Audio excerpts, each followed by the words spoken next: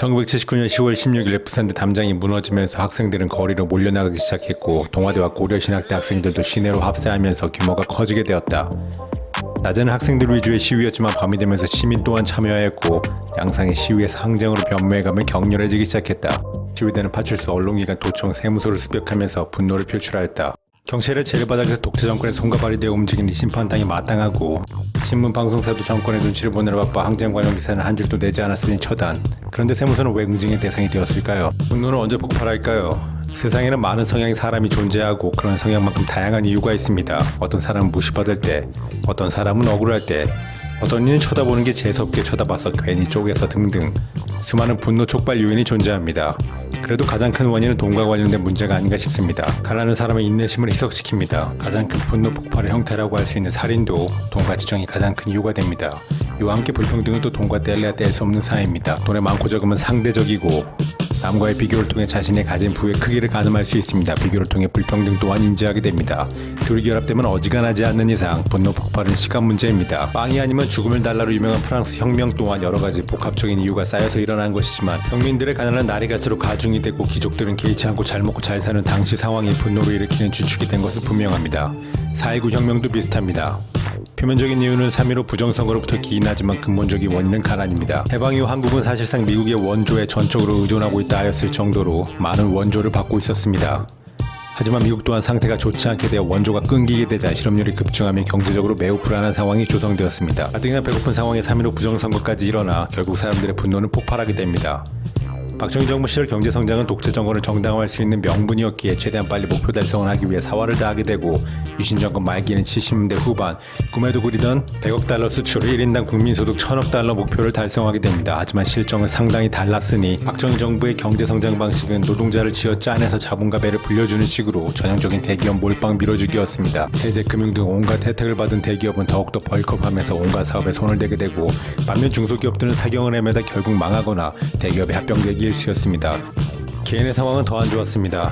겉으로 보기에는 경제가 크게 성장하고 있었으나 심각한 불균형으로 인해 빈부격차가 극심해지고 있었습니다. 한쪽에서는 마이카를 끌고 룸사롱 가서 술을 마시고 대페이발소가 성행하고 수억대 도박판을 벌이며 돈을 뿌려댔지만 여전히 대부분은 가난하였으며 고도성장의 혜택은 소수에게만 돌아갔습니다. 실제로 소득 불평등도를 나타내는 지니 개수는 1970년대 후반 0.4에 육박할 정도였습니다. 당시 정부는 수출 목표의 초고속 달성을 위해 등치가 큰 중화공업에 막대한 혜택을 퍼주게 되고 이와 더불어 70년대 중반부터 시작된 중동 특수로 인해 시중의 유동성이 엄청나게 풀리게 되면서 물가 또한 급등하기 시작하여 연평균 20% 이상의 인플레이션을 기록하게 됩니다. 이러한 상황에서 돈을 깔고 앉아있으면 수년 안에 반토막으로 쪼그라들기에 투자처를 찾아 움직이기 시작하였으며 지금도 마찬가지지만 70년대 또한 주식보다는 부동산으로 돈이 몰려들어 부동산 가격이 급상승하게 됩니다. 서울에 집이 있는지, 집이 있다면 서울 어디에 있는지에 따라 양극화가 커지고 있듯이 당시 역시 부동산 가격 폭등으로 인해 빈부격차가 심화되고 위화감 또한 확대되게 됩니다. 가뜩이나 살기 빡센데 박정희 정권은 1977년 부가가치세를 도입하여 불난집에 기름을 들이붓게 됩니다. 당시 정부는 부자를 더 부자로 만들어주기 위해 혈안이 되어 있던 터라 직접세인 법인세와 소득세, 실효세율을 낮추게 됩니다. 그리고 이로 인한 세수 부족을 메꾸기 위해 간접세인 부가가치세를 신설하게 됩니다. 부가가치세는 물건 가격에 세금이 녹아있어 상대적으로 조세 저항이 덜한 면이 있습니다. 법인세와 소득세는 누진세율이 적용되어 더 버는 사람이 더 내는 구조가 되어 양극화를 좁히는 데 도움이 되지만 부가가치세는 모든 상품에 일괄적으로 10%씩 때리기에 부자든 빈자든 동일한 금액의 세금을 부담하게 됩니다. 이는 빈부격차를 더욱더 벌어지게 만들어 일반 시민, 도시와 측민들의 불만을 키우는데 혁혁한 공을 세우게 됩니다.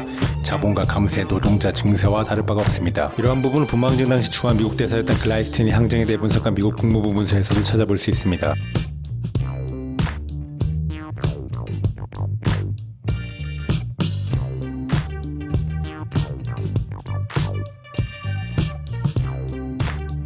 부모항쟁 당시 경찰서, 언론기관, 세무서가 시위대 응징을 받았습니다. 이 중 언론기관의 경우 정권 비위 맞추기 바빴던 MBC, KBS는 공격 대상인 반면 유신의 비판적이었던 기독교 방송은 공격에서 제외될 정도로 시위대는 정확한 타겟팅을 통해 습격을 가했습니다. 서민층으로부터 세금 뜯어가는데 충실했던 세무서는 당연히 응징의 대상이 될 수밖에 없었습니다. 부모항쟁은 78년 총선에서의 공화당 참패, YH 무역사건, 김영삼 의원직 박탈, 정경유착, 경기 침체, 부동산 폭등, 인플레이션, 세금 증가, 저임금, 장시간 노동 등등 5만 가지 다양한 이유가 복합적으로 작용하여 발생된 것을 보고 있습니다. 곧이어 11.6이 터지면서 다른 민주화 운동에 비해 잘 알려지지 않은 면이 있지만 이후 5.18과 6월 항쟁으로 이어지는 민주화 운동의 시작점이 되게 됩니다.